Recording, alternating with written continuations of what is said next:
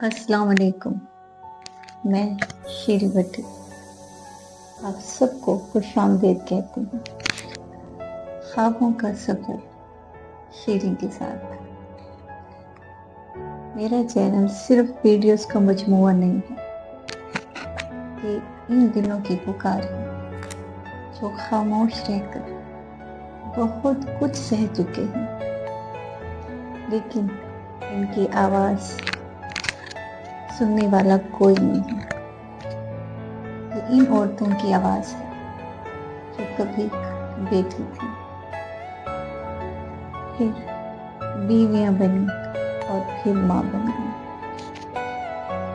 और आखिर में सिर्फ एक खामोश औरत। मगर अब हम बात करेंगे, हम बात सुनेंगे एक दूसरे की, ख्वाबों की, रिश्तों की, ब्यूटी की, दुआ की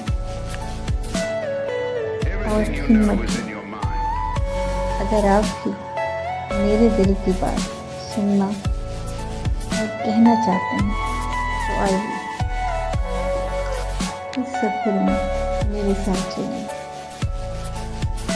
अगर आपको मेरी बातें अच्छी लगी तो मेरे चैनल को लाइक कीजिए, सब्सक्राइब कीजिए और वीडियो को शेयर लाजमी कीजिए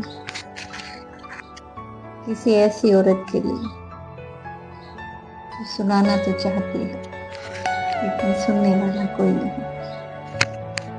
आइए बहुत दूर तक चलते हैं ख्वाबों के सफ़र में।